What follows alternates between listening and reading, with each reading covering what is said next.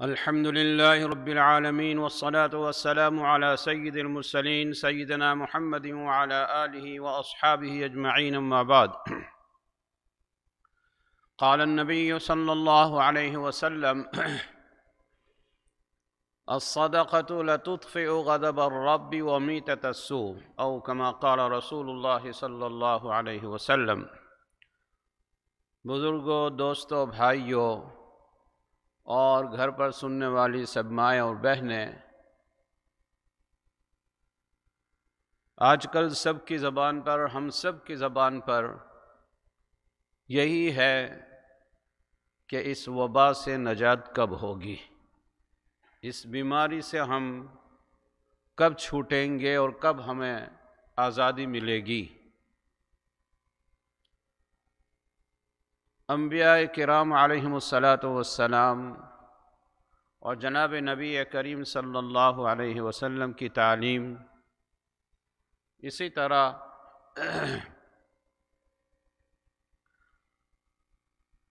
اور واقعات جو ہم پڑھتے ہیں اس سے ہمیں ہدایتیں ملتی ہیں کہ جب اللہ کی طرف سے کوئی مصیبت آتی ہے، کبھی اللہ تعالی ہوا کے ذریعے طوفان بھیجتا ہے، کبھی اللہ زمین کے زلزلوں کے ذریعے یہ طوفان بھیجتا ہے، کبھی اللہ سبحانہ و تعالی پانی کے اوپر قدرت کر کے پانی کو زیادہ برسا کر فلڈ کی شکل میں تباہی ہوتی ہے. اسی طرح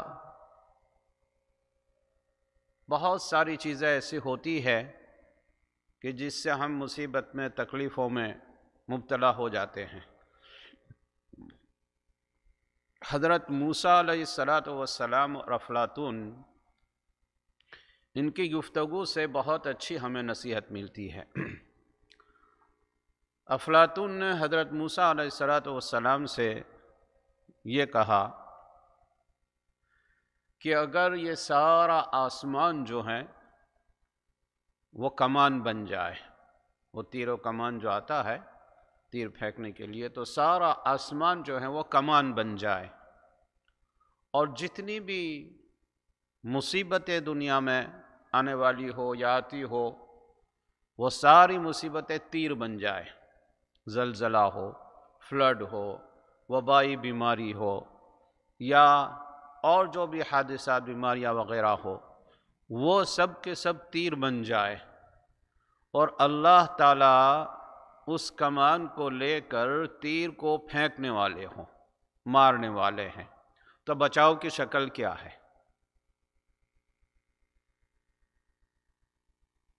حضرت موسیٰ علیہ السلام نے فرمایا کہ بچاؤ کی ایک ہی شکل ہے، بچاؤ کی ایک ہی شکل ہے، اور وہ یہ ہے کہ جو تیر پھینکنے والا ہے اس کے پاس جا کے بیٹھ جاؤ. تیر پھینکنے والا جو ہے، جہاں سے تیر آتا ہے اس کے پاس جا کے بیٹھ جاؤ تو وہ تیر تمہیں نہیں لگے گا، تم تیر سے بچ جاؤ گے. تو اصل یہی ہے، اصل یہی ہے کہ ہم اللہ تعالیٰ سے اپنا تعلق مضبوط کریں، اللہ تعالیٰ کے قریب ہم جائیں، اللہ سبحانہ و تعالیٰ کا قرب ہم حاصل کریں. جب اللہ تعالیٰ کے قریب ہم ہو جائیں گے تو پھر وہ تیر کوئی بھی ہوگا وہ ہم پر نہیں آئے گا. کیا شکل اس کی؟ ہم قرآن کو جب پڑھتے ہیں تو جب بھی کوئی بستی نابود ہوئی، کسی بستی کو اللہ نے ہلاک کیا، تو اللہ تعالیٰ یہی فرماتے ہیں وَكَمْ قَصَمْنَا مِنْ قَرْيَةٍ كَانَتْ ظَالِمَةً أَهْلُهَا، وَكَمْ قَصَمْنَا مِنْ قَرْيَةٍ كَانَتْ ظَالِمَةً أَهْلُهَا، کتنی بستیوں کو ہم نے تتر بتر کر دیا، ہلاک کر دیا. کیوں؟ كَانَتْ ظَالِمَةً أَهْلُهَا، اس بستی والے اپنے آپ پر گناہوں کے ذریعے ظلم کرنے والے تھے. جب گناہ عام ہو جاتے ہیں، جب غلط اور صحیح میں کوئی فرق نہیں رہتا، جب انسان کبیرہ گناہ بھی عام کر دیتے ہیں، بلکہ جن کے ہاتھ میں باغ دوڑ ہوتی ہے، چاہے وہ اللہ کو ماننے والا ہو یا نہ ماننے والا ہو۔ آج ہم کتنی کنٹریوں میں دیکھتے ہیں کہ جہاں حکومت مسلمانوں کی ہے، اللہ کو ماننے والے ہیں، لیکن گناہوں کے ایسے اسباب وہ لوگ مہیا کرتے ہیں، تیار کرتے ہیں کہ جہاں بڑے بڑے گناہ نہیں تھے وہاں بھی گناہ ہو گئے ہیں، اور وہاں گناہ عام اجازت دی گئی ہے۔ مقدسات پر، بڑی مقدس جگہ جو ہماری نظروں میں مقدس ہے، ہمارے دل کی طرف مائل ہوتے ہیں، ہمارا دل ہمیشہ اس کی طرف لگے رہتے ہیں، ان جگہوں کو پھر دیکھو کہ کیسے کیسے گناہ کے اڈے قائم کیے گئے ہیں، اور جہاں کوئی بھی اگر روک تھام کرنے والا ہو تو فوراً اس پر جرمانہ کیا، اس کو وہاں سے پکڑ کر جیل میں ڈال دیتے ہیں۔ تو وَكَمْ قَسَمْنَا مِنْ قَرْيَةٍ كَانَتْ ظَالِمَةً أَهْلُهَا، کتنی بستیوں کو ہم نے تتر بتر کر دیا، توڑ دیا، ہلاک کر دیا۔ كَانَتْ ظَالِمَةً أَهْلُهَا، کہ جس بستی والے جو ہیں گناہ کر کے اپنے آپ پر ظلم کرنے والے تھے۔ وَكَمْ مِنْ قَرْيَةٍ أَهْلَكْنَاهَا فَجَاءَهَا بَأْسُنَا بَيَاتًا أَوْ هُمْ قَائِلُونَ فَمَا كَانَ دَعْوَاهُمْ إِذْ جَاءَهُمْ بَأْسُنَا إِلَّا أَنْ قَالُوا إِنَّا كُنَّا ظَالِمِينَ۔ وَكَمْ مِنْ قَرْيَةٍ أَهْلَكْنَاهَا، کتنی بستیوں کو، کتنی آبادیوں کو ہم نے ہلاک کر دیا۔ اللہ فرماتے ہیں وَكَمْ مِنْ قَرْيَةٍ أَهْلَكْنَاهَا فَجَاءَهَا بَأْسُنَا بَيَاتًا أَوْ نَهَارًا، ہمارا عذاب ان پر آیا دن میں رات میں، او ہم قائلون، یا ایسے وقت میں آیا کہ جس وقت دوپہر میں کھانا کھا کر وہ قیلولہ کر رہے تھے اور عذاب آ گیا۔ فما كان دعواهم اذ جاءهم بأسنا الا ان قالوا انا كنا ظالمين، بس ان کی پکار یہی تھی اس وقت جب عذاب آ گیا کہ بس یہ ہمارے گناہوں کی وجہ سے آیا ہے، ہمارے گناہوں کی وجہ سے یہ آیا ہوا ہے۔ اسی طرح اور بھی آپ دیکھیں فَكُلًّا أَخَذْنَا بِذَنبِهِ، جن کو بھی ہم نے پکڑا ہے وہ گناہوں کی وجہ سے پکڑا ہے۔ فَكُلًّا أَخَذْنَا بِذَنبِهِ فَمِنْهُمْ مَنْ أَرْسَلْنَا عَلَيْهِمْ حَاصِبًا، بعضوں کو تو ایسے پر ہم نے ہوا چلائی زور سے کہ زور کے ہوا کی طوفان سے وہ ہلاک ہو گئے۔ فَمِنْهُمْ مَنْ أَرْسَلْنَا عَلَيْهِ حَاصِبًا وَمِنْهُمْ مَنْ أَخَذَتْهُ الصَّيْحَةُ، بعض بستیاں ایسی تھی کہ زور کی ہماری فرشتوں کی چیخ آئی کہ جس کی وجہ سے وہ ہلاک ہو گئے، آدمی وہ چیخ کو برداشت نہیں کر سکے۔ فَمِنْهُمْ مَنْ أَخَذَتْهُ الصَّيْحَةُ وَمِنْهُمْ مَنْ خَسَفْنَا بِهِ الْأَرْضِ، اور بعض بستیاں اور آبادیاں ایسی تھی کہ جن کو ہم نے زمین میں دھنسا دیا۔ پورا قرآن اس سے بھرا ہے۔ فَمِنْهُمْ مَنْ خَسَفْنَا بِهِ الْأَرْضِ وَمِنْهُمْ مَنْ أَغْرَقْنَا، اور بعض ایسے کہ جس کو ہم نے پانی میں ڈبو دیا، فلڈ دے دیا، ریل دے دی، ریل آ گئی، بہت بڑی فلڈ آ گیا، بہت بڑا۔ اللہ تعالیٰ جب بھی کسی قوم کو ہلاک کرتا ہے ویسے نہیں کرتا۔ گناہوں کی جب حد ہو جاتی ہے، گناہ جب حد سے بڑھ جاتے ہیں تو پھر اللہ اپنا غضب نازل کرتے ہیں۔ وَمِنْهُمْ مَنْ خَسَفْنَا بِهِ الْأَرْضِ وَمِنْهُمْ مَنْ أَغْرَقْنَا وَمَا كَانَ اللَّهُ لِيَظْلِمَهُمْ وَلَكِنْ كَانُوا أَنفُسَهُمْ يَظْلِمُونَ، اللہ تعالیٰ کسی پر ظلم نہیں کرتے۔ اللہ تعالیٰ کی صفت تو رحیم و کریم ہے، اللہ تعالیٰ کی صفت تو بہت ہی مشفق غفار ہے۔ بندہ جب بھی تھوڑی سی اپنی طرف حرکت کر کے اس کی طرف آتا ہے تو اللہ تعالیٰ اسے قبول کر لیتا ہے، اللہ تعالیٰ اسے معاف کر دیتا ہے، لیکن جب گناہوں کے اوپر اور ڈاٹائی کی جائے اور جرأت کی جائے، گناہ کو گناہ نہ سمجھا جائے، وَمَا كَانَ اللَّهُ لِيَظْلِمَهُمْ، اللہ تعالیٰ کسی پر ظلم نہیں کرتے، وَلَكِنْ كَانُوا أَنفُسَهُمْ يَظْلِمُونَ، لیکن وہ اپنے آپ پر ظلم کرتے ہیں۔ اور جب گناہ اجتماعی طور پر بڑھ جاتا ہے تو وبا اجتماعی آتی ہے۔ آج ہم دیکھتے ہیں جیسے میں نے پہلے عرض کیا کہ افسوس صد افسوس بات ہے کہ جن کے فرما روا، جن کے بادشاہ مسلمان ہیں، اسلامی حکومت کا دعویٰ کرتے ہیں، اور وہاں پر ایسی ایسی فحاشیت، عرانیت، ناجائز اور حرام کام اور کبیرہ گناہوں کے اسباب مہیا کیے جا رہے ہیں، عیاشی کے اسباب مہیا کیے جا رہے ہیں۔ جب یہ سارے ظلم ہو رہے ہیں، یہ سارے گناہ ہو رہے ہیں، تو پھر اللہ کے عذاب کو ہم خود ہی دعوت دیتے ہیں، اللہ کے غضب کو ہم خود ہی دعوت دیتے ہیں۔ قرآن کریم کا یہ اصول ہم نے سن لیا کہ جب بھی کوئی وبا آتی ہے تو وہ لوگوں کے اپنے اوپر ظلم کی وجہ سے، گناہوں کی وجہ سے، اللہ تعالیٰ کبھی بھی عذاب نہیں دیتا۔ اللہ تعالیٰ فرماتے ہیں وَمَا كَانَ اللَّهُ لِيُعَذِّبَهُمْ وَأَنْتَ فِيهِمْ وَمَا كَانَ اللَّهُ مُعَذِّبَهُمْ وَهُمْ يَسْتَغْفِرُونَ۔ اللہ اپنے رسول کو فرماتے ہیں کہ اللہ کو کوئی ضرورت نہیں ہے کہ اللہ عذاب دے۔ وَمَا كَانَ اللَّهُ لِيُعَذِّبَهُمْ وَأَنْتَ فِيهِمْ، حضور کو فرمایا کہ جب تک آپ ان میں موجود ہیں، آپ رحمت للعالمین ہے، آپ سراپا رحمت ہے، آپ کے ہوتے ہوئے عام عذاب میں نہیں دوں گا۔ وَمَا كَانَ اللَّهُ لِيُعَذِّبَهُمْ وَأَنْتَ فِيهِمْ وَمَا كَانَ اللَّهُ مُعَذِّبَهُمْ وَهُمْ يَسْتَغْفِرُونَ۔ اور اللہ عذاب نہیں دیں گے جب تک کہ لوگ استغفار کرتے رہیں گے، جب تک کہ لوگ استغفار کرتے رہیں گے۔ نبی کا موجود ہونا اور نبی جب اس دنیا سے پردہ فرما گئے تو لوگوں کا استغفار کرنا، یہ دونوں چیزیں ایسی ہے جو اللہ کے غضب کو دور کرتی ہے، اللہ کے غضب کو اور اللہ کے عذاب کو روکتی ہے۔ تو جیسے میں نے عرض کیا کہ جب ہر طرف سے گناہوں کے تیر آتے ہیں تو ہم تیر میں بچ جائیں، ہمیں تیر نہ لگے۔ اس کا کیا راستہ ہے؟ راستہ یہی ہے کہ جو تیر پھینکنے والا ہے اس کے پاس جا کے بیٹھ جاؤ۔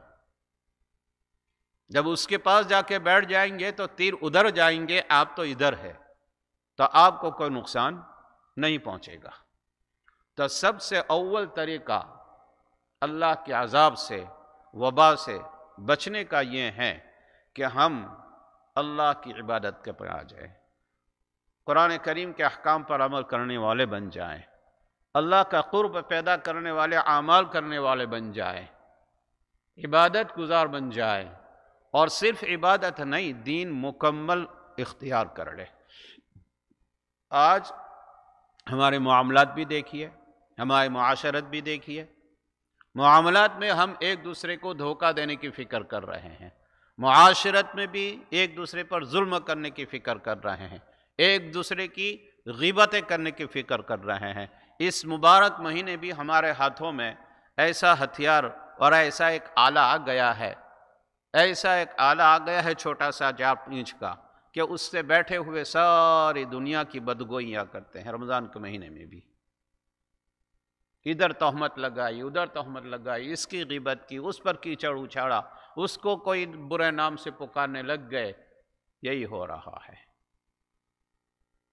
تو پھر ہم اللہ کے عذاب کے امید نہ رکھے تو اور کیا کریں گے؟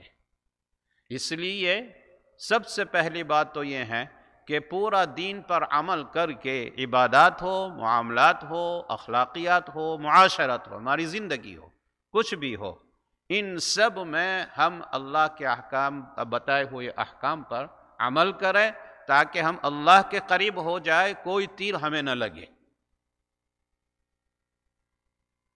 دوسرا راستہ بچنے کا استغفار ہے، جیسے میں نے ذکر کیا کہ قرآن کریم کی خود آیت ہے وَمَا كَانَ اللَّهُ لِيُعَذِّبَهُمْ وَأَنْتَ فِيهِمْ وَمَا كَانَ اللَّهُ مُعَذِّبَهُمْ وَهُمْ يَسْتَغْفِرُونَ۔ استغفار آدمی اس وقت کرے گا دو چیزیں، ایک تو یہ ہیں کہ اللہ کے احسانات بندوں پر ان گنت ہے اور بندہ اس کا اقرار کرے، بندہ ان کا احساس کرے، اور اس اقرار اور احساس کے بعد اپنے آپ کو کوتاہ سمجھے، اپنے آپ کو یہ سمجھے کہ میں حق عبادت ادا نہیں کر سکا، اس پر وہ اللہ سے استغفار کرے۔ جیسے نبی صلی اللہ علیہ وسلم فرما رہے ہیں کہ میں دن میں 100 مرتبہ اللہ کا استغفار کرتا ہوں۔ نبی صلی اللہ علیہ وسلم تو گناہوں سے پاک تھا۔ لِيَغْفِرَ لَكَ اللَّهُ مَا تَقَدَّمَ مِن ذَنبِكَ وَمَا تَأَخَّرَ، چھوٹی موٹی جو باتیں اللہ کے رسول سے وہ بھی اللہ تعالیٰ نے معاف کر دی، پھر بھی دن میں 100 مرتبہ اللہ کے رسول صلی اللہ علیہ وسلم استغفار کرتے تھے۔ تو ایک تو یہ ہے کہ اللہ کے احسانات کو تصور کر کے، شمار کر کے اپنے آپ کو کوتاہ سمجھے کہ میں ان احسانات کے بدلے میں اللہ کی عبادت نہیں کر سکا، اللہ کا جیسا حق ادا کرنا چاہے ویسا نہیں کر سکا، اس پر وہ استغفار کرے۔ اور دوسرا استغفار، گناہ ہو جائے، گناہوں پر طبیعت اتنی بے چین ہو جائے اس کی کہ جب تک اللہ کے پاس آ کر وہ استغفار نہ کرے اس کو چین نہ ہو۔ جب وہ استغفار کر لے گا تو اللہ سبحانہ و تعالیٰ کا وعدہ ہے، حضرت نوح علیہ السلام نے اپنی قوم سے فرمایا تھا کہ استغفروا ربکم انہ کان غفارا، تم اپنے رب سے استغفار کرو، بہت ہی معاف کرنے والا ہے۔ چاہے تم سے سمندر کے جھاگ کے برابر گناہ ہو گئے ہو، لیکن جب تم اللہ کی بارگاہ میں آ کر استغفار کرو گے تو اللہ تعالیٰ بہت معاف کرنے والا ہے، سب گناہوں کو 1 منٹ میں معاف کر دے گا۔ معاف نہیں کر دے گا بلکہ اگر تم اللہ سے یہ درخواست کرو گے کہ اللہ میرے ان گناہوں کو حسنات سے مبدل کر دیجئے۔ دیکھیے اللہ کی قدرت اور اللہ کی فیاضی، میرے ان گناہوں کو حسنات سے مبدل کر دی۔ سچے دل سے گناہوں سے توبہ اور معافی کر کے اللہ سے یہ کرے کہ یا اللہ ان گناہوں کو تو میرے نامہ اعمال میں حسنات پر مبدل کر دے، تو اللہ تعالیٰ یہ بھی کر دیتے ہیں۔ کتنے رحیم و کریم آقا ہے ہمارے۔ اور نوح علیہ السلام نے اپنی قوم کو جو فرمایا کہ استغفروا ربکم انہ کان غفارا، پھر آگے اس کا نتیجہ مرتب کیا، یرسل السماء علیکم مدرارا وَيُمْدِدْكُمْ بِأَمْوَالٍ وَبَنِينَ وَيَجْعَلْ لَكُمْ جَنَّاتٍ وَيَجْعَلْ لَكُمْ أَنْهَارًا، سارے دروازے اللہ تعالیٰ تمہارے لیے کھول دیں گے۔ یرسل السماء علیکم مدرارا، آسمان سے بارش بھی رحمت کی نازل کریں گے۔ وَيُمْدِدْكُمْ بِأَمْوَالٍ وَبَنِينَ، تمہارے اولاد میں برکت عطا فرمائیں گے، تمہارے مالوں میں برکت عطا فرمائیں گے، یہ بھی تمہاری مدد کریں گے۔ وَيُمْدِدْكُمْ بِأَمْوَالٍ وَبَنِينَ وَيَجْعَلْ لَكُمْ جَنَّاتٍ وَيَجْعَلْ لَكُمْ أَنْهَارًا، اللہ تعالیٰ تمہارے لیے بہت سے باغات اور نہریں بھی جاری کر دیں گے۔ پھر یہ ساری وبائیں، مصیبتیں، بیماریاں ساری ہٹا دیں گے۔ استغفار کے اندر یہ طاقت ہے۔ اللہ کو استغفار بہت پسند ہے۔ جب بندہ اپنے ٹوٹے ہوئے دل سے اللہ کے سامنے آتا ہے اور اللہ سے سچے دل سے مغفرت چاہتا ہے تو اللہ تعالیٰ ان کو ایسا کر دیتا ہے جیسے گناہوں سے بالکل پاک ہے۔ کسی وقت بھی اپنے آپ کو دعا کے وقت یا استغفار کے وقت یہ نہ سمجھے کہ میرا گناہ تو اتنا بڑا ہے، مجھے کیسے معافی اللہ کے یہاں سے ملے گی۔ حدیث میں سارے واقعات ہے کہ کیسے کیسے بڑے گناہوں والوں کو اللہ تعالیٰ نے معاف فرما دیے ہیں۔ اس لیے دوسرا طریقہ ایسی مصیبتوں سے، ایسی عام بیماریوں سے بچنے کا یہ ہے کہ استغفار کرے۔ تیسرا طریقہ یہ ہے کہ دعا کا اہتمام ہو، اللہ تعالیٰ سے مانگنے کا اور دعا کا اہتمام ہو۔ اللہ وہ آقا ہے، اللہ وہ مالک ہے، وہ خالق ہے کہ جو نہ مانگنے والے سے ناراض ہوتا ہے۔ کوئی اللہ سے نہ مانگے تو اللہ ناراض ہوتے ہیں، دنیا والے مانگنے سے ناراض ہوتے ہیں، اللہ تعالیٰ اس سے نہ مانگنے پر ناراض ہوتے ہیں۔ اس لیے آدمی کو دعا جو ہے وہ اپنا لازمی جز بنا لینا چاہیے کہ ایوری ڈے مجھے اللہ کے بارگاہ میں دعا کرنا ہے۔ اور دعا کو فرمایا کہ مخ العبادہ، عبادت کا ایک مغز ہے۔ کیوں دعا کو عبادت کا مغز کیوں کہا کہ حقیقت میں عبادت ہے؟ اس لیے کہ مانگے گا وہی، ہاتھ وہی پھیلائے گا جو اپنے آپ کو محتاج سمجھے گا، جو اپنے آپ کو محتاج سمجھے گا، اپنے آپ کو ذلیل سمجھے گا، اپنے آپ کو نیچا سمجھے گا، وہی کسی کے سامنے ہاتھ پھیلائے گا۔ بس یہی ذلتی، یہی تذلل، یہی عاجزی یہ اللہ تعالیٰ کو بہت پسند ہے کہ بندہ میرے سامنے ہاتھ پھیلا رہا ہے، میرا بندہ میرے سامنے ہاتھ پھیلا رہا ہے۔ تو دعا ایسی چیز ہے، اللہ کے رسول نے فرمایا لا يرد القضاء الا الدعاء، قضاء اور قدر، تقدیر کو بھی اگر کوئی چیز لوٹا سکتی ہے تو وہ دعا ہے۔ تقدیر میں جو چیز ہو اس کو بھی اگر کوئی چیز لوٹا سکتی ہے تو وہ دعا ہے۔ اس لیے کہ دعا کن سے کرنا ہے؟ جو تقدیر بنانے والا ہے، جس نے تقدیر بنائی ہے، جس نے سارے مقدرات کیے ہیں، ان سے ہم درخواست کر رہے ہیں اور ان سے التماس کر رہے ہیں، تو وہ اس پر قادر ہے کہ وہ تقدیر کو بدل دے۔ اب اس میں علمی بحث ہے کہ تقدیر کی دو قسمیں ہیں، قضاء مبرم اور قضاء معلق، یہ ایک علمی بحث ہے۔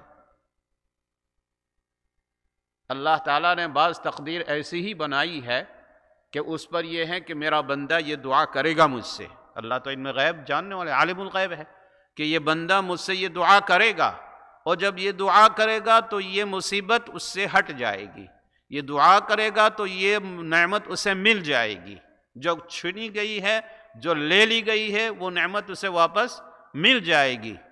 تو یہ ہے قضاء معلق۔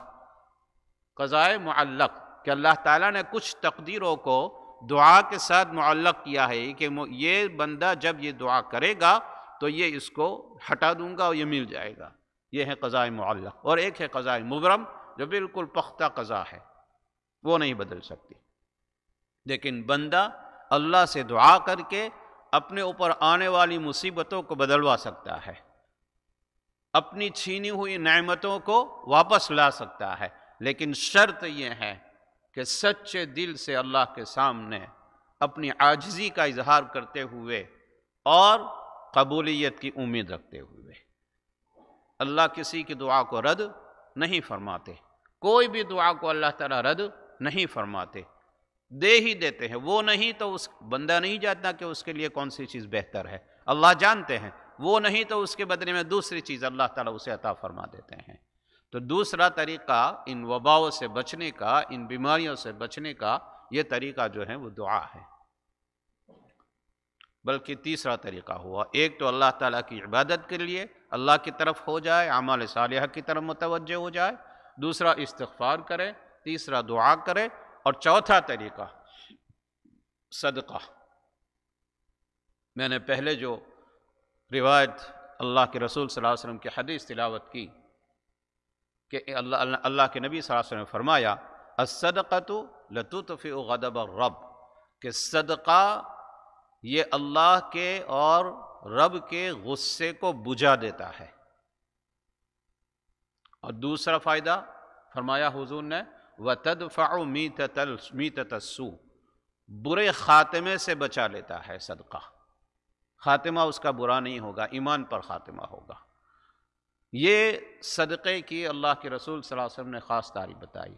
تو اس وقت سارا عالم، ہمیں تو اللہ تعالیٰ نے یہاں بہت اچھی نعمتوں میں رکھا ہے، ہمیں کوئی تکلیف اس طرح کی نہیں ہے، یہاں بھی لوگ ہے، یہاں بھی لوگ ہیں، لیکن دوسرے ممالک میں جتنے پریشان ہیں بیچارہ اس رمضان کے مہینے میں بھی، وہ یہاں پر نہیں ہے، وہ یہاں پر نہیں ہے۔ تو ہمیں ان غرباء کا خیال رکھ کر، زکوٰۃ تو ہے ہی ہمارا، زکوٰۃ تو ایک فرض ہے ہی جو اللہ نے ہمیں ڈسٹریبیوٹر بنایا ہے۔ یہ مال اگر ہمارے پاس دیا ہوا ہے تو اللہ کا نائب بنایا اللہ نے ہمیں کہ یہ مال میں تمہیں دیتا ہوں، اب میری نیابت تمہیں ادا کرنا ہے کہ اس میں سے اتنا حصہ میرے غریب مخلوق کو دینا ہے۔ وہ تو زکوٰۃ ہے ہی فرض، اس کو تو دینا کوئی کمال نہیں ہے، وہ تو فرض ہے، وہ تو اللہ کا حکم ہے ہی۔ لیکن نبی کریم صلی اللہ علیہ وسلم کا حال جہاں پر رمضان میں فرمایا گیا ہے کہ اللہ کے نبی اتنے سخی ہو جاتے، اتنے سخی ہو جاتے جیسے کہ تیز چلنے والی ہوا۔ تو اللہ تعالیٰ نے جن کو مال دیا ہے ان کو زکوٰۃ کے علاوہ بھی صدقات، خیرات یہ دینا چاہیے، اور اللہ کے ان بندوں کا خیال رکھنا چاہیے کہ جو بندے محتاج ہیں، جن کو رمضان کے مہینے میں بھی پریشانیوں میں مبتلا ہونا پڑا ہے، نہ کچھ ہے ان کے پاس کھانا پینا وغیرہ، اور اس حال میں بھی وہ روزہ رکھ رہے ہیں، اس حال میں بھی رکھ رہے ہیں۔ تو چوتھا جو طریقہ ہے ان وباؤں سے، ان بیماریوں سے بچنے کا، وہ ہے صدقہ، کہ صدقہ اللہ تعالیٰ کے غصے کو ٹھنڈا کر دیتا ہے، اور ہر آدمی یہ چاہتا ہے کہ میرا خاتمہ بالخیر ہو۔ زندگی میں چاہے آدمی کیسی زندگی گزارتا ہو، لیکن اگر خاتمے کے وقت اچھا خاتمہ ہو گیا، فطرت اسلام پر اس کی موت آ گئی، تو یہ کامیاب ہے، اور اس کا کوئی کہہ نہیں سکتا، کوئی کہہ نہیں سکتا۔ اس لیے آدمی کو ہر ایسے اسباب اختیار کرنے چاہیے کہ جس کے ذریعے اس کو اچھا خاتمہ ہو، خاتمہ بالخیر ہو، اینڈنگ اس کا اچھا ہو، اللہ کے ہاں جب جا رہے ہو تو ایمان اور اسلام کے ساتھ ہماری روح نکل رہی ہو۔ یہ 4 چیزیں جو اس وقت میں نے اہم بیان کی، یہ جو حالات چل رہے ہیں، ہم زبان سے یہ کہہ رہے ہیں کہ بہت برا ہوا، مساجد بند ہو گئی، دروازے بند ہو گئے، اور کوشش یہ کرتے ہیں کہ کھل جائے، آ جائے، لیکن حقیقت یہ ہے کہ جو چیزیں ہمیں اپنانی ہے اس پہ ہم کوتاہی کر رہے ہیں۔ اب اللہ تعالیٰ نے موقع دیا ہے، چلیے بظاہر تو ہمیں ایسا لگ رہا ہے کہ مسجد کے دروازے بند ہو گئے، جو بظاہر جو ہیں برا ہے، لیکن اسلام کی خصوصیت دیکھیے، اسلام کی خصوصیت دیکھیے، اگر اللہ کی عبادت کرنا ہو تو آپ کو کسی مخصوص جگہ میں جانا ضروری نہیں ہے۔ جعلت لنا الارض مسجدا، اللہ کے نبی فرماتے ہیں کہ میری امت، یہ نبی کریم صلی اللہ علیہ وسلم کی امت کی خصوصیت ہے کہ میری امت کے لیے اللہ تعالیٰ نے ساری زمین کو مسجد بنا دیا، جہاں بھی وہ عبادت کرے گا اس کی عبادت ہو جائے گی۔ پہلی امت وہ تھی کہ ان کو عبادت کے لیے مخصوص جگہ پر جانا پڑتا تھا، مخصوص جو جگہ ہوتی تھی عبادت کرنے کے، معابد جو ان کے ہوتے تھے وہاں جانا پڑتا تھا اور وہاں جا کے ہی عبادت ادا کرنا ہوتا تھا۔ لیکن نبی کریم صلی اللہ علیہ وسلم کی وساطت سے اور آپ کے وسیلے سے ہمیں ایک نعمت یہ ملی ہے کہ ہم جہاں چاہے، پاک زمین ہونی چاہیے، نماز پڑھ لو، ادا کر لو، عبادت ادا ہو جائے گی۔ اور مجبوری کی وجہ سے ہمیں البتہ کچھ جگہوں کی خصوصیت تقدس ضرور ہوتا ہے، اس کا ثواب ضرور بڑھتا ہے، جیسے شرعی مسجد میں آ کر نماز پڑھنے کا ثواب ہے وہ دوسری جگہ میں پڑھنے کا نہیں ہے، یہ ہے یقیناً، لیکن اللہ کی ذات سے امید ہے کہ جو ثواب ہمیں مسجد میں ملے گا وہ انشاءاللہ گھر پر ادا کرنے سے ہی ملے گا، کیونکہ ہم روکے گئے ہیں، ہم جان بوجھ کر نہیں آتا ایسا نہیں ہے۔ اور اس کی مثال حدیث میں ہے کہ جو شخص اوراد اور وظائف کا پابند ہو، تہجد کا پابند ہو، اور وہ بیماری کی وجہ سے نہ کر سکے تو اللہ تعالیٰ اس کا ثواب اس کو عطا فرمائے گا، اللہ اس کو ثواب عطا فرمائے گا۔ اب یہ حالت ایسے ہیں کہ ہم افطار کے وقت فوراً دوڑ کے مسجد کی طرف آتے تھے، یہ خبر ہو جائے کہ اتنے وقت مسجد کا دروازہ کھلتا ہے اور اتنے وقت بند ہو جاتا ہے تو کوشش یہ کرتے ہیں کہ ایک دم جلدی سے، دیکھا نہیں یہاں کہ عشاء کے اذان کے آدھا گھنٹہ پہلے لوگ آ جاتے تھے۔ والہانہ تعلق ہوتے ہیں مساجد سے، اللہ کے گھروں سے، لیکن جب مجبوراً روک دیے گئے تو انشاءاللہ اللہ کی ذات سے امید ہے کہ اللہ تعالی ہمیں وہی ثواب عطا فرمائے گا۔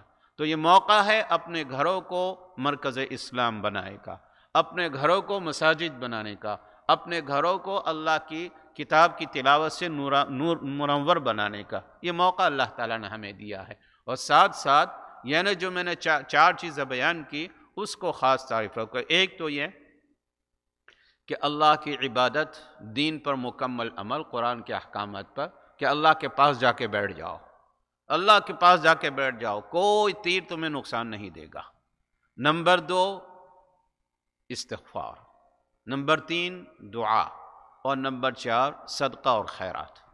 اور رمضان کا مہینہ اور یہ وقت خاص اس کے لیے مناسب ہے، ایسا نہ ہو کہ کل کروں گا، پرسوں کروں گا، کل کروں گا، پرسوں کروں گا، اور ایسے میں پورا رمضان ختم ہو جائے اور پھر افسوس کے ہاتھ ملتے ہو جائے کہ ہائے رمضان چلا گیا اور ہم نے کچھ نہیں کیا۔ اللہ تعالی ہمیں اس مہینے کی قدر کی توفیق نصیب فرمائے، اور اس میں جو وقت اللہ تعالیٰ نے ہمیں دیا ہے اس وقت کو یوٹیلائز کرنے کی اور استعمال کرنے کی ہمیں توفیق نصیب فرمائے، اور ہر اچھے عمل کی طرف ہماری طبیعت کو راغب کر دے، اور ہر برے عمل سے ہمیں نفرت پیدا کر اللہ تعالیٰ۔ وآخر دعوانا ان الحمد للہ رب العالمین۔